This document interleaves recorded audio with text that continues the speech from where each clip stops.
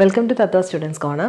നമ്മളിന്ന് ക്ലാസ് 10ൻ്റെ ആദ്യത്തെ ചാപ്റ്റർ കുറേ ഇങ്ങനെ വന്നു എന്നറിയാം. അപ്പോൾ അതുകൊണ്ടാണ് ഞാൻ ഇടയ്ക്കിട്ട് എടുക്കുന്നത്. ലൈറ്റ്, റിഫ്ലക്ഷൻ ആൻഡ് റിഫ്രാക്ഷൻ എന്ന് പറയുന്ന ചാപ്റ്ററാണ് നമ്മൾ ആദ്യമായിട്ട് സ്റ്റാർട്ട് ചെയ്യുന്നത്. അപ്പോൾ നിങ്ങൾക്ക് ഏത് ചാപ്റ്ററാണോ വേണ്ടത് അത് നിങ്ങൾ കമൻറ്റ് ബോക്സിലിടുക, നമ്മൾ അത് തൊട്ട് തുടങ്ങുന്നതായിരിക്കും. ഇപ്പം നമുക്ക് ലൈറ്റ്, റിഫ്ലക്ഷൻ ആൻഡ് റിഫ്രാക്ഷൻ എന്ന് പറയുന്ന പാർട്ടാണ് ആദ്യമായിട്ട് തുടങ്ങുന്നത്.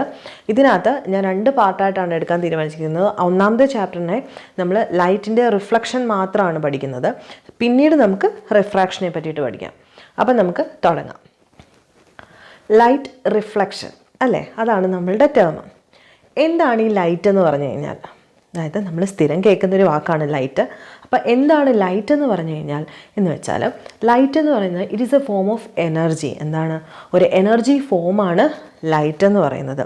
അതുള്ളത് കൊണ്ടാണ് നമുക്ക് പല വസ്തുക്കളെ, അതായത് നമുക്ക് ചുറ്റുമുള്ള എല്ലാ വസ്തുക്കളെയും കാണാൻ സാധിക്കുന്നത് ലൈറ്റ് ഉള്ളത് കൊണ്ടാണ് അല്ലേ. ഇതൊരു ഇലക്ട്രോ മാഗ്നറ്റിക് വേവ് ആണെന്ന് നമുക്ക് പറയാം. എന്താണ് ലൈറ്റ് എന്ന് പറയുന്ന ഒരു ഇലക്ട്രോ മാഗ്നറ്റിക് വേവ് ആണ്. അത് എല്ലാ മീഡിയത്തിൽ കൂടെയും കടന്നു പോകും. എന്താണ്? ലൈറ്റ് ഒരു ഇലക്ട്രോ മാഗ്നറ്റിക് വേവ് ആണ്, എല്ലാ മീഡിയത്തിൽ കൂടെയും കടന്നു പോകും. ഈവൻ വാക്വത്തിൽ കൂടെ വേണമെങ്കിലും കടന്നു പോകാം. ഓക്കെ, അപ്പോൾ ലൈറ്റ് എന്ന് പറയുന്ന ഒരു ഫോം ഓഫ് എനർജിയാണ്, ഒരു ഇലക്ട്രോ മാഗ്നറ്റിക് വേവ് ആണ്. അതുള്ളത് കൊണ്ടാണ് നമുക്ക് ചുറ്റുപാടുമുള്ള എല്ലാ ഒബ്ജക്ട്സിനെയും, ഇപ്പം എന്നെ നിങ്ങൾ കാണുന്നതാണെങ്കിലും നമ്മൾ TV കാണുക അല്ലെങ്കിൽ എല്ലാ ഒബ്ജക്ട്സിനെയും കാണില്ലേ, അതെല്ലാം ലൈറ്റ് ഉള്ളത് കൊണ്ട് മാത്രമാണ്. ഇനി നമ്മൾ പ്രധാനമായിട്ടും 2 ഒബ്ജക്ട്സുകളാണുള്ളത് എന്ന് വെച്ച് കഴിഞ്ഞാൽ ലൂമിനസ് ഒബ്ജക്ട്സും ഉണ്ട്, ഇലൂമിനസ് ഒബ്ജക്ട്സും ഉണ്ട്. എന്താണ്? ലൂമിനസ് ഒബ്ജക്ട്സും ഉണ്ട്, ഇലൂമിനസ് ഒബ്ജക്ട്സും ഉണ്ട്. ലൂമിനസ് ഒബ്ജക്ട്സ് എന്ന് പറഞ്ഞു കഴിഞ്ഞാൽ ലൈറ്റ് സ്വന്തമായിട്ട് പ്രൊഡ്യൂസ് ചെയ്യുന്നവരെയാണ് നമ്മൾ ലൂമിനസ് ഒബ്ജക്ട്സ് എന്ന് വിളിക്കുന്നത്. They have their own light. എന്താണ്? They have their own light. അവർക്ക് സ്വന്തമായിട്ട് ലൈറ്റ് പ്രൊഡ്യൂസ് ചെയ്യാൻ കഴിവുണ്ട്. എക്സാമ്പിൾ എന്ന് പറഞ്ഞു കഴിഞ്ഞാൽ പെട്ടെന്ന് ഓർത്ത് നോക്കിയാൽ നമുക്ക് തന്നെ കിട്ടും. സണ്ണ് അല്ലേ, സണ്ണിന് സ്വന്തമായിട്ട് എന്താണ് നാച്ചുറലി ലൈറ്റ് പ്രൊഡ്യൂസ് ചെയ്യാനുള്ള ഒരു കഴിവുണ്ട്. ഇനി ട്യൂബ് ലൈറ്റ്, ബൾബ്. അപ്പം നിങ്ങൾ ചോദിക്കും മറ്റേതൊക്കെ ഇലക്ട്രിസിറ്റി വഴിയല്ലേ അവർക്ക് ലൈറ്റ്. അപ്പോൾ അങ്ങനെ ഒരു വ്യത്യാസം ഇവിടെ ഇല്ല. 2 രീതിയിലാണെങ്കിലും, നാച്ചുറലി ആണെങ്കിലും ആർട്ടിഫിഷ്യൽ ആണെങ്കിലും ഒരു ഒബ്ജക്റ്റിന് ലൈറ്റ് സ്വന്തമായിട്ട് പ്രൊഡ്യൂസ് ചെയ്യാൻ പറ്റുമെങ്കിൽ അതിനെ നമ്മൾ ലൂമിനസ് ഒബ്ജക്ട്സ് എന്ന് വിളിക്കും. ഇനി എന്താണ് ഇലൂമിനസ് ഒബ്ജക്ട്സ്? നേരെ ഓപ്പോസിറ്റ് എടുത്താൽ മതി. എന്തായിരിക്കും ഇലൂമിനസ് ഒബ്ജക്ട്സ്? അവർക്ക് സ്വന്തമായിട്ട് ലൈറ്റിനെ പ്രൊഡ്യൂസ് ചെയ്യാൻ ഒക്കത്തില്ല. വേറൊരു ഒബ്ജക്ട്സ് ലൈറ്റ് പ്രൊഡ്യൂസ് ചെയ്താൽ മാത്രമേ നമുക്ക് അങ്ങനെയുള്ളവർക്ക് ചുറ്റുമുള്ളവരെ കാണാനായിട്ടൊക്കത്തുള്ളൂ. അതിനെയാണ് ഇലൂമിനസ് ഒബ്ജക്ട്സ് എന്ന് വിളിക്കുന്നത്. എക്സാമ്പിളായിട്ട് നോക്കി, നമ്മുടെ ചുറ്റും കിടക്കുന്ന ഫർണിച്ചർ, നമ്മുടെ ഈ വോള്, ഇവർക്കൊക്കെ ലൈറ്റ് പ്രൊഡ്യൂസ് ചെയ്യാൻ കഴിവുണ്ടോ? ഇല്ല അല്ലേ. അവർക്ക് വേറൊരു ഒബ്ജക്ട്സിൻ്റെ സഹായത്തോടു കൂടി മാത്രമേ മറ്റൊരു ഒബ്ജക്റ്റിനെ കാണാനായിട്ട് പറ്റത്തുള്ളൂ അല്ലേ. അപ്പം ലൂമിനസും ഇലൂമിനസ് ഒബ്ജക്ട്സും. ഇനി വേറൊരു പ്രധാനപ്പെട്ട കാര്യം എന്ന് പറയുന്നത്, ലൈറ്റ് ഒരു സർഫസിൽ വന്ന് വീഴുകയാണെന്ന് വെച്ചോ. എന്താണ്? ലൈറ്റ് ഒരു സർഫസിൽ വന്ന് വീഴുകയാണ്. വീഴുന്ന സമയത്ത് ഈ സർഫസ് ലൈറ്റിനെ അബ്സോർബ് ചെയ്യാനുള്ള ഒരു കഴിവുണ്ടെന്ന് വെച്ചോ. എന്താ? ലൈറ്റ് ഒരു സർഫസിലോട്ട് വന്ന് വീഴുന്നു, ഈ സർഫസിന് ലൈറ്റിനെ അബ്സോർബ് ചെയ്യാനുള്ള കഴിവുണ്ട്. അപ്പം അബ്സോർബ് ചെയ്യുകയാണെങ്കിൽ, വന്ന് വീഴുന്ന ലൈറ്റിനെ ഫുള്ളായിട്ട് അബ്സോർബ് ചെയ്യുകയാണെങ്കിൽ ആ സർഫസ് എന്ന് പറയുന്നത് ബ്ലാക്ക് നിറത്തിലായിരിക്കും കാണപ്പെടുന്നത്. എന്താണ്? വന്ന് വീഴുന്ന ലൈറ്റിനെ ഫുള്ളി അബ്സോർബ് ചെയ്യുകയാണെങ്കിൽ ആ സർഫസ് എന്ന് പറയുന്നത് ബ്ലാക്ക് കളറിലായിരിക്കും കാണുന്നത്. അതായത് ബ്ലാക്ക് കളറാണ് ഏറ്റവും കൂടുതൽ ലൈറ്റിനെ അബ്സോർബ് ചെയ്യാൻ കഴിവുള്ളത്. അത് നമ്മൾ കേട്ടിട്ടുണ്ടായിരിക്കും. ചൂട് കാലം ആയിക്കഴിഞ്ഞ് കഴിഞ്ഞാൽ നമ്മൾ എന്താണ്, കറുത്ത ഡ്രസ്സ് ഇട്ട് കഴിഞ്ഞാൽ ചൂട് കൂടും. എന്താ കാര്യം? സൂര്യൻ്റെ റേസ് നമ്മളിലോട്ടടിക്കും. ബ്ലാക്ക് കളർ ആയതുകൊണ്ട് മാക്സിമം റേസിനെ ഇതങ്ങ് അബ്സോർബ് ചെയ്യും. അപ്പോൾ നമുക്ക് ചൂടെടുക്കും. കേട്ടിട്ടുണ്ടായിരിക്കുന്നു വിചാരിക്കുക. ഇനി വേറൊരു കാര്യം എന്ന് പറയുന്നത്, ഈ അബ്സോർബ് ചെയ്യുക എന്ന് പറഞ്ഞല്ലോ, അതായത് എല്ലാ സർഫസും ലൈറ്റ് റേസിനെ കടത്തി വിടത്തില്ല. ചില ഒബ്ജക്ട്സ് മാത്രം അല്ലെങ്കിൽ ചില സർഫസുകൾ മാത്രമേ ലൈറ്റ് റേസിനെ കടത്തി വിടത്തുള്ളൂ. അതിനകത്ത് തന്നെ എല്ലാ റേസിനെയും കടത്തി വിടാത്തതുകൊണ്ട് ചില റേസിനെ മാത്രം കടത്തി വിടുന്നവരുണ്ട്, പിന്നെ ഒട്ടും കടത്തി വിടാത്തവരും ഉണ്ട്. അതിൻ്റെ ബേസിസിൽ നമുക്ക് ഒരു ക്ലാസിഫിക്കേഷൻ ഉണ്ട്. ഇതൊക്കെ ഞാൻ ഇൻട്രഡക്ഷനായിട്ട് പറയുന്നതേ ഉള്ളൂ, നിങ്ങൾ ബേസിക് ലൈറ്റിനെ പറ്റിയിട്ടൊന്ന് അറിഞ്ഞിരിക്കാൻ വേണ്ടിയിട്ട്.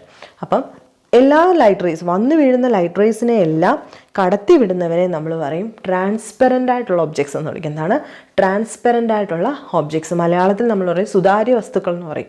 എന്ന് വെച്ച് കഴിഞ്ഞാൽ കംപ്ലീറ്റ് ലൈറ്റിനെ അത് കടത്തി വിടും. ഒരു എക്സാമ്പിൾ പറയുകയാണെങ്കിൽ, നമുക്കൊരു ഗ്ലാസ്സിനകത്തൂടെ ടോർച്ച് ലൈറ്റ് അടിക്കുകയാണെങ്കിൽ നമുക്ക് അപ്പുറത്ത് വെട്ടം കിട്ടും. അതെന്താണ്? അതൊരു ട്രാൻസ്പെറൻ്റ് ആയിട്ടുള്ള ഒരു ഒബ്ജക്ട്സ് ആണ്. ചില ഒബ്ജക്ട്സ് എന്ന് പറയുന്നത് സെമി ട്രാൻസ്പെറൻ്റ് ആയിരിക്കും. എന്ന് വെച്ച് കഴിഞ്ഞാൽ പകുതി, അർദ്ധ സുതാര്യം എന്ന് പറയും. പകുതി ലൈറ്റിനെ മാത്രമേ കടത്തി വിടത്തുള്ളൂ, ചെറുതായിട്ട് മാത്രം. ലൈറ്റ് കടന്നു വരുന്നുണ്ടോ എന്ന് ചോദിച്ചാലുണ്ട്, പക്ഷേ ഫുള്ളി കടത്തി വിടത്തില്ല. നമ്മൾ വന്ന് വീഴുന്ന അത്രയും ലൈറ്റിനെ അവ കടത്തി വിടത്തില്ല. ഇനി എന്താണ് ഒപ്പേക്ക് ഒബ്ജക്ട്സ് എന്ന് വെച്ച് കഴിഞ്ഞാൽ ഒട്ടും കടത്തി വിടത്തില്ല. ഇപ്പോൾ ഒരു എക്സാമ്പിൾ പറയാം, ഈ വോളിനകത്തോട്ട് ഞാനൊരു ടോർച്ച് അടിക്കുകയാണെന്ന് വെച്ചു, അപ്പുറത്ത് നിന്നുകൊണ്ട് നോക്കിക്കഴിഞ്ഞാൽ ആ വോളിനകത്തോട്ട് അപ്പുറത്ത് ലൈറ്റ് വരുമോ? ഇല്ലല്ലോ. അപ്പോൾ അതാണ് ഒപ്പേക്ക് ഒബ്ജക്ട്സ് എന്ന് പറയുന്നത്. ലൈറ്റിനെ ഒട്ടും കടത്തി വിടത്തില്ല. മലയാളത്തിൽ അതാര്യ വസ്തുക്കളെന്നും പറയും. ക്ലിയർ ആയി കാണുമെന്ന് വിശ്വസിക്കുന്നു. ഇനി നെക്സ്റ്റ് കേസ് എന്ന് പറഞ്ഞു കഴിഞ്ഞാൽ ലൈറ്റ് വന്ന് ഒരു സർഫസിലോട്ട് വീഴുന്നു. അതായത് വന്ന് സ്ട്രൈക്ക് ചെയ്തിട്ട് അവിടെ തട്ടിയിട്ട് ബൗൺസ് ബാക്ക് ചെയ്യാനുള്ള സാധ്യതയുണ്ട്. അങ്ങനെയുള്ള സർഫസ്, അതായത് അവിടെ നടക്കുന്ന പ്രോസസ്സിനെയാണ് നമ്മൾ റിഫ്ലക്ഷൻ എന്ന് വിളിക്കുന്നത്. എന്താണ് റിഫ്ലക്ഷൻ? പ്രതിപതനം എന്ന് മലയാളത്തിൽ പറയും റിഫ്ലക്ഷൻ. എന്താണ്? ലൈറ്റ് വന്ന് സ്ട്രൈക്ക് ചെയ്തിട്ട് ബൗൺസ് ബാക്ക് ചെയ്ത് പോകുന്ന പ്രോസസ്സിനെയാണ് നമ്മൾ റിഫ്ലക്ഷൻ എന്ന് വിളിക്കുന്നത്. ഒരു എക്സാമ്പിളിൽ കൂടെ പറഞ്ഞു കഴിഞ്ഞാൽ, നമ്മൾ മുഖം നോക്കുന്ന കണ്ണാടിയില്ലേ, നമ്മൾ ഒരുങ്ങിയിട്ട് മുഖം നോക്കുന്ന കണ്ണാടി, വീട്ടിലൊക്കെ ഉള്ള പ്ലെയിൻ ഗ്ലാസ് എന്ന് പറയും. അപ്പോൾ പ്ലെയിൻ ഗ്ലാസിൻ്റെ മുമ്പിൽ പോയിട്ട്, പ്ലെയിൻ മിറർ അതിൻ്റെ മുമ്പിൽ പോയിട്ട് നമ്മൾ നിന്ന് കഴിയുമ്പോൾ എന്താണ്, നമ്മളുടെ അതേ രൂപം തന്നെ അവിടെ കാണത്തില്ലേ? അത് എങ്ങനെയാണ് കാണുന്നതെന്ന് ചോദിച്ചു കഴിഞ്ഞാൽ അത് റിഫ്ലക്ഷനാണ്. നമ്മളുടെ അതേ പ്രതിഫലനമാണ് നമ്മളവിടെ കാണുന്നത്, അല്ലേ? അപ്പം ഇതെന്ന് പറയുന്നത് റിഫ്ലക്ഷനാണ്. എന്ന് വെച്ച് കഴിഞ്ഞാൽ എന്താണ്, ലൈറ്റ് റേസ് മിററിൽ പോയി തട്ടിയിട്ട് അതെന്ത് ചെയ്യും? ബൗൺസ് ബാക്ക് ചെയ്ത് നമ്മുടെ കണ്ണിൽ വന്ന് വീഴുമ്പോഴാണ് നമ്മൾ ആ ഒബ്ജക്റ്റിനെ കാണുന്നത്. അതായത് സൂര്യൻ്റെ ഒരു എക്സാമ്പിളായിട്ട് ഞാൻ വരച്ച് കാണിച്ചാൽ, ഇപ്പോൾ സൂര്യൻ ഇവിടെ നിൽക്കുകയാണെന്ന് വെച്ചോ, ഇത് എർത്താണ്. അപ്പോൾ സൂര്യൻ്റെ റേസ് വന്നിട്ട് നമ്മുടെ എർത്തിൽ വന്ന് വീണിട്ട് എന്താ പറ്റുന്നത്? കുറച്ച് ഇവിടെ നിൽക്കും, ചൂടായിട്ട് നിൽക്കുമെങ്കിൽ പോലും ബാക്കി അങ്ങ് റിഫ്ലക്റ്റ് ചെയ്തു പോകും. ഇതാണ് റിഫ്ലക്റ്റ് ചെയ്തു പോകും. എന്താ വെച്ച് കഴിഞ്ഞാൽ എന്താണ്, പ്രതിഫലനം തട്ടി തിരിച്ച് പോകുന്നതായിട്ട് കാണാം. ഇതിനെയാണ് നമ്മൾ റിഫ്ലക്ഷൻ എന്ന് വിളിക്കുന്നത്. അപ്പോൾ ഈ റിഫ്ലക്ഷൻ എല്ലാ സർഫസുകളിലും നടക്കണമെന്നില്ല. ചില സർഫസുകളിൽ മാത്രമേ റിഫ്ലക്ഷൻ നടക്കത്തുള്ളൂ. ഇപ്പം ഞാൻ എക്സാമ്പിളായിട്ട് പറഞ്ഞു, മുഖം നോക്കുന്ന കണ്ണാടി എന്ന് പറഞ്ഞു, മിറർ എന്ന് പറഞ്ഞു, പ്ലെയിൻ മിറർ. അപ്പോൾ ഇതിന് കുറച്ച് കണ്ടീഷൻസ് ഉണ്ട്. എന്ന് വെച്ച് കഴിഞ്ഞാൽ റിഫ്ലക്ഷൻ നടക്കണമെങ്കിൽ ഒന്നാമത്തെ കണ്ടീഷൻ എന്ന് പറയുന്നത് നമ്മുടെ സർഫസ് എന്ന് പറയുന്നത് പോളിഷ്ഡ് ആയിട്ടുള്ളതായിരിക്കണം. 2 ഷൈനിങ് ആയിട്ടുള്ള സർഫസ് ആയിരിക്കണം. 3 എന്ന് പറയുന്നത് സ്മൂത്ത് ആയിരിക്കണം. മീൻസ് ഇറഗുലർ ആയിട്ടൊന്നും ആയിരിക്കരുത്, സ്മൂത്ത് ആയിട്ടുള്ള surface. It should be A smooth surface, it should be A polished surface, it should be A shining surface. ഇങ്ങനെ ഇത്രയും വെച്ച് നോക്കുമ്പം സിൽവറിലാണ് ഏറ്റവും കൂടുതൽ റിഫ്ലക്ഷൻ നടക്കുന്നത്. സിൽവർ സർഫസിലാണ് ഏറ്റവും കൂടുതൽ റിഫ്ലക്ഷൻ. അതായത് ഈ 3 കണ്ടീഷനും സാറ്റിസ്ഫൈ ചെയ്യാനുള്ള കഴിവ് സിൽവറിനാണ് ഉള്ളതെന്നും ഓർത്ത് വയ്ക്കുക.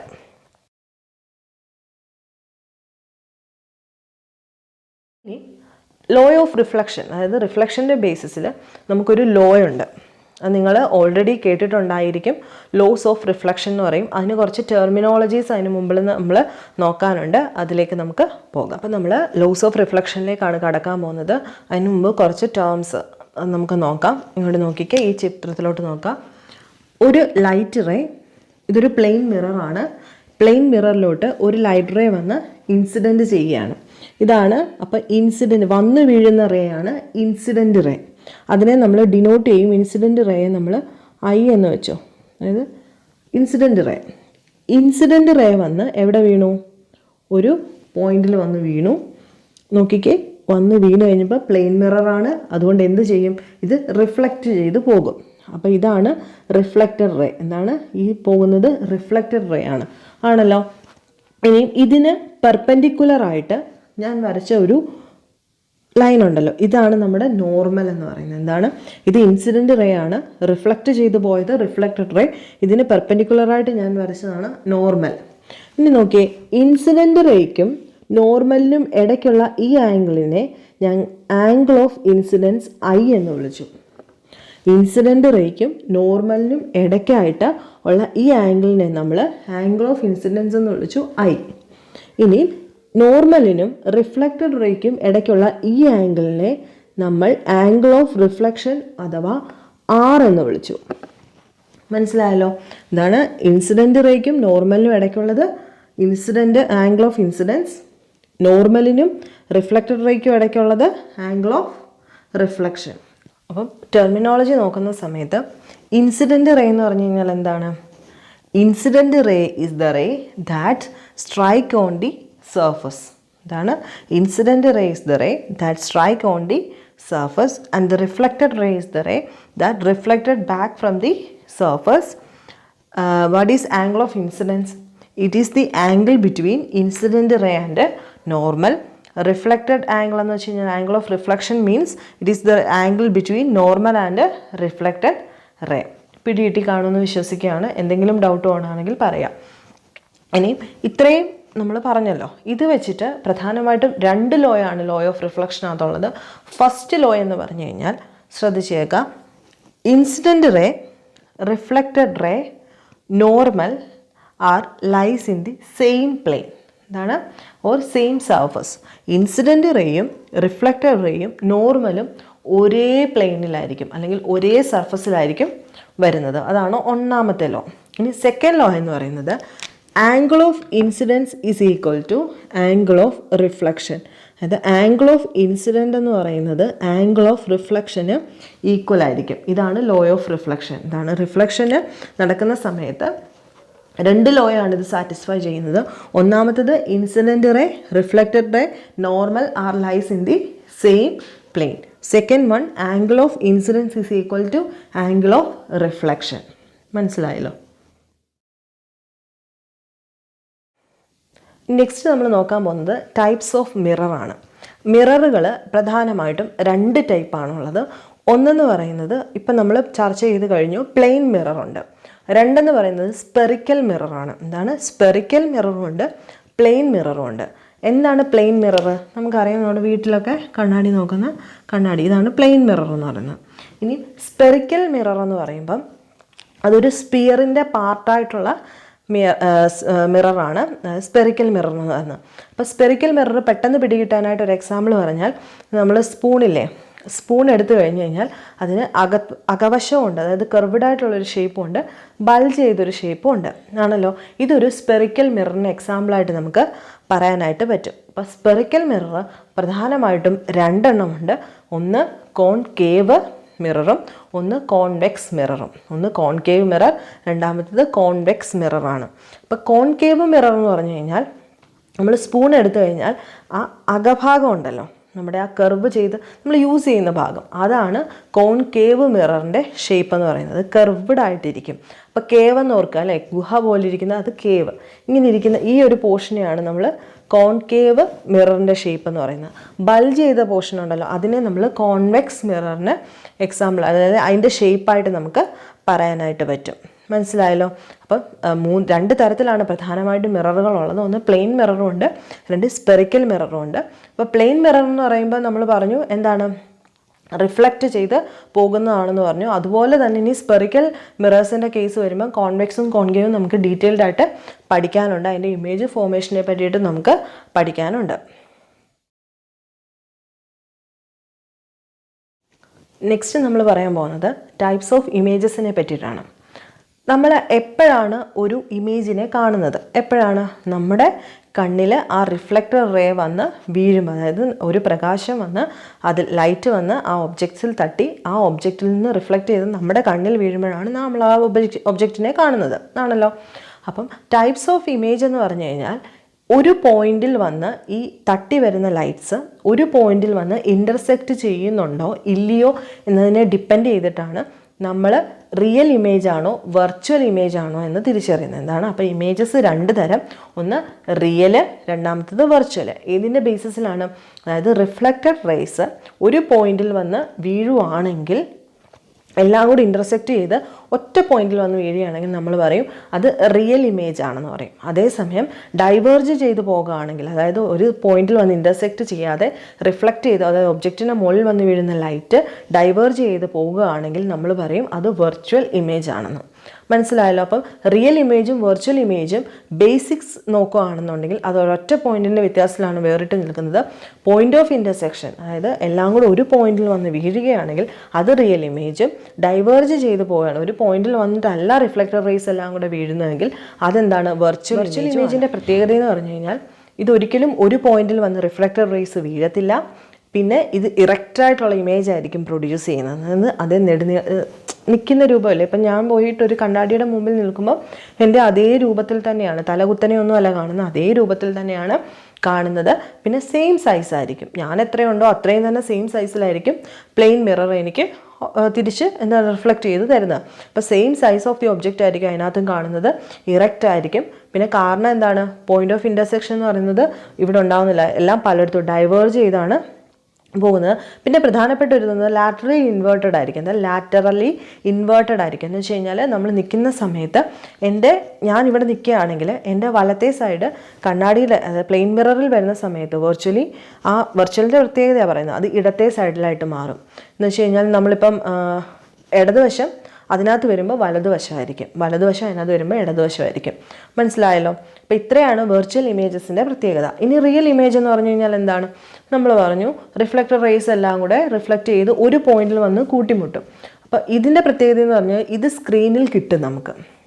വെർച്വൽ ഇമേജ് സ്ക്രീനിൽ പതിപ്പിക്കാനൊക്കത്തില്ല, പക്ഷേ റിയൽ ഇമേജ് എന്ന് പറഞ്ഞാൽ നമുക്ക് സ്ക്രീനിൽ പതിപ്പിക്കാം. നമ്മുടെ തിയേറ്ററിലൊക്കെ നടക്കുന്ന പ്രക്രിയ എന്ന് പറയുന്നത് റിയൽ അല്ലേ. റിയൽ ഇമേജസ് നമുക്ക് സ്ക്രീനിൽ പതിപ്പിക്കാനായിട്ട് പറ്റും. ഇത് ഇൻവേർട്ടഡ് ആയിരിക്കും, തലകുത്തനെയായിരിക്കും നമുക്ക് റിയൽ ഇമേജ് കിട്ടുന്നത്. പിടികിട്ടിയല്ലോ? അപ്പോൾ ഇത്രയാണ് റിയൽ ഇമേജും വെർച്വൽ ഇമേജും തമ്മിലുള്ള ഡിഫറൻസ്. ഇനി നമ്മൾ നോക്കാൻ പോകുന്നത് ഒരു പ്ലെയിൻ മിററിനകത്തോട്ട് ഒരു റിഫ്ലക്ഷൻ റേ വന്ന് വീണ് കഴിഞ്ഞാൽ അവിടെ എങ്ങനെയാണ് ഇമേജ് ഫോം ചെയ്യുന്നതെന്ന്. അത് ഞാനൊരു പിക്ചർ വഴി നിങ്ങൾക്ക് വരച്ച് കാണിച്ചു തരാം. നിങ്ങൾ ഈ പിക്ചറിലോട്ട് നോക്കുക. ഇവിടെ ഒരു ഒബ്ജക്റ്റ് നിൽക്കുകയാണെന്ന് വെച്ചോ, ഇതൊരു ആൺകുട്ടിയാണെന്ന് വെച്ചോ, ഇതൊരു ബോയ് നിൽക്കുകയാണ്. ഇവിടെ ഒരു പ്ലെയിൻ മിറർ വെച്ചിട്ടുണ്ട്. ഇതാണ് റിഫ്ലക്റ്റിംഗ് സർഫസ്. നമ്മൾ ഈ കൊച്ചിന് ഇവിടെ നിന്നുകൊണ്ട് അവൻ്റെ മുഖം നോക്കുകയാണെന്ന് വെച്ചോ. അപ്പം ഇവിടെ പ്ലെയിൻ മിറർ നിൽക്കുകയാണ്. അപ്പോൾ എപ്പോഴും നമ്മൾ ഒരു ഡയഗ്രാം വരയ്ക്കുന്ന സമയത്ത് നമ്മൾ 2 റേസ് മാത്രമേ എടുക്കാറുള്ളൂ. അത് എളുപ്പത്തിന് വേണ്ടിയിട്ടാണ്. ഒരുപാട് റേസ് വന്ന് വീഴും. ഇവിടെ നമ്മൾ 2 റേസാണ് പ്രധാനമായിട്ട് എടുത്തിരിക്കുന്നത്. നോക്കിക്കേ, ഇത് AB എന്ന് പറയുന്ന റേ ഇവിടെ വന്ന് വീണു. നമുക്കറിയാം റിഫ്ലക്റ്റ് ചെയ്ത് പോകും അല്ലേ. ഇത് റിഫ്ലക്റ്റ് ചെയ്ത് പോയി. AB ഇവിടെ വന്ന് വീണു. പോയിന്റ് ഓഫ് ഇൻസിഡൻസ് ഇതാണ് നമ്മുടെ നോർമൽ. ഇത് റിഫ്ലക്റ്റഡ് റേ ആണ്. അപ്പോൾ ഇൻസിഡൻറ്റ് റേ, റിഫ്ലക്റ്റഡ് റേ. വേറൊരു റേ എന്ന് പറയുന്നത് ഇവിടെ വന്ന് വീണു, അതും റിഫ്ലക്റ്റ് ചെയ്ത് പോയി. ഇവിടെ നിന്നോട് നോക്കുകയാണെന്ന് വെച്ചോ. അപ്പം നോക്കിക്കേ, ഇവിടെ വന്ന് വീണു, റിഫ്ലക്റ്റ് ചെയ്ത് 2 റേസും പോയി. അപ്പം നമ്മുടെ ഇവിടുത്തെ ഇമേജ് ശരിക്കും ഫോം ചെയ്യുന്നത് ബിഹൈൻഡ് ദി മിററാണ്. ഇതാണ് മിററിൻ്റെ ബാക്കിലായിട്ടാണ് നമ്മുടെ ഇമേജ് ഫോം ചെയ്യുന്നത്. ശരിക്കും അല്ല, ഇത് വെർച്വൽ ഇമേജ് ആണ്. നമ്മൾ പറഞ്ഞു പ്ലെയിൻ മിറർ തരുന്നത്. അപ്പോൾ ഇവിടുത്തെ റിയൽ അല്ല അല്ലേ. ഇവിടെ റിഫ്ലക്റ്റ് ചെയ്ത റേസ് എങ്ങനെയാണ് പോയിരിക്കുന്നത്? അതായത് ഡൈവേർജ് ചെയ്താണ്. പോയിന്റ് ഓഫ് ഇൻ്റർസെക്ഷൻ ഇവിടെ ഇൻ്റർസെക്റ്റ് ചെയ്യുന്നില്ല, ഇത് ഡൈവേർജ് ചെയ്തങ്ങ് പോവുകയാണ് ചെയ്യുന്നത്. ഇങ്ങനെയുള്ള സ്ഥലത്ത് നമ്മൾ പറഞ്ഞു വെർച്വൽ ഇമേജാണ് ഫോം ചെയ്യുന്നതാണ്. നോക്കിക്കേ, ഇമേജ് ഫോർമേഷൻ നടക്കുന്നത് ഈ 2 റേസ് തമ്മിൽ കൂട്ടിമുട്ടിയില്ലേ, ഇത് നമ്മൾ അങ്ങോട്ട് നീട്ടി വരച്ചാൽ ഈ 2 കൂട്ടിമുട്ടിയ ആ പോയിന്റ് ഓഫ് ഇൻസിഡൻസിൽ നിന്നും നമ്മൾ നീട്ടി വരച്ചത് അത് 2 കൂടെ ഇൻ്റർസെക്റ്റ് ചെയ്യുന്നതുകൊണ്ട് ഈ പോയിന്റ് ഉണ്ടല്ലോ, റിഫ്ലക്റ്റ് ചെയ്ത് അതായത് ഇൻസിഡൻറ്റ് ചെയ്ത 2 റേസും കൂടെ മുട്ടുന്നിടത്തു നിന്നും നമ്മളൊരു ലൈൻ വരച്ച് 2ഉം കൂടെ കൂട്ടിമുട്ടുന്നിടത്താണ് ഇവിടുത്തെ ഇമേജ് ഫോം ചെയ്യുന്നത്. എന്താ ഇവിടുത്തെ പ്രത്യേകത? ഇത് വെർച്വൽ ഇമേജ് ആണ്. വെർച്വൽ ഇമേജ് എന്ന് പറഞ്ഞു കഴിഞ്ഞാൽ എന്താണ്? റിയൽ അല്ലാത്ത ഇമേജാണ് ഇവിടെ ഫോം ചെയ്യുന്നത്. അപ്പോൾ പ്ലെയിൻ മിററാണിത്. ഇവിടെ ഫോം ചെയ്യുന്നത് വെർച്വൽ ഇമേജ് ആണ്. എൻ്റെ പ്രത്യേകത എന്താണെന്ന് നമ്മൾ പറഞ്ഞു അല്ലേ. വെർച്വൽ ഇമേജ് എങ്ങനെയായിരിക്കും? ഇറക്റ്റ് ആയിരിക്കും. ഇതൊരിക്കലും നമുക്ക് സ്ക്രീനിൽ പതിപ്പിക്കാനായിട്ട് പറ്റത്തില്ല. പിന്നെ ലാറ്ററലി ഇൻവേർട്ടഡ് ആയിരിക്കും. അതായത് ഇതിൻ്റെ ഇടത് സൈഡ് എന്ന് പറയുന്നത് ഇവിടെ വരുമ്പോൾ വലത് സൈഡിലായിരിക്കും കാണുന്നത്. മനസ്സിലായെന്ന് വിശ്വസിക്കുകയാണ്. അപ്പോൾ ഇന്നത്തെ ക്ലാസ് ഇതോടുകൂടി നിർത്തുകയാണ്. ഇതൊരു ഇൻട്രൊഡക്ഷൻ വീഡിയോ ആയിട്ട് എടുത്താൽ മതി. അപ്പോൾ നമുക്ക് ഡീറ്റെയിൽഡ് ആയിട്ട് ഈ ചാപ്റ്റർ കംപ്ലീറ്റ് പഠിക്കേണ്ടതുണ്ട്. കുറച്ചേറെ എക്സാമ്പിളിൽ കൂടെയും മെമ്മറി ടിപ്സിൽ കൂടെയും എല്ലാം നമുക്ക് പഠിക്കാം. പിന്നെ ഇതിൻ്റെ കുറച്ച് എക്സസൈസുകൾ നമുക്ക് ചെയ്യാം. പ്രീവിയസ് ഇയർ ക്വസ്റ്റ്യൻ പേപ്പർ നമുക്ക് വർക്കൗട്ട് ചെയ്യേണ്ടതായിട്ടുണ്ട്. അപ്പോൾ ഇന്നത്തെ ക്ലാസ് എല്ലാവർക്കും ഇഷ്ടമായിട്ടുണ്ടെന്ന് വിചാരിക്കുകയാണ്. നിങ്ങൾക്ക് ക്ലാസ് ഇഷ്ടമായിട്ടുണ്ടെങ്കിൽ നിങ്ങൾ ലൈക്ക് ചെയ്യുക, ഷെയർ ചെയ്യുക, സബ്സ്ക്രൈബ് ചെയ്യുക. അപ്പോൾ ഇന്നത്തെ ക്ലാസ് ഇതോടുകൂടി നിർത്തുകയാണ്. നന്ദി, നമസ്കാരം.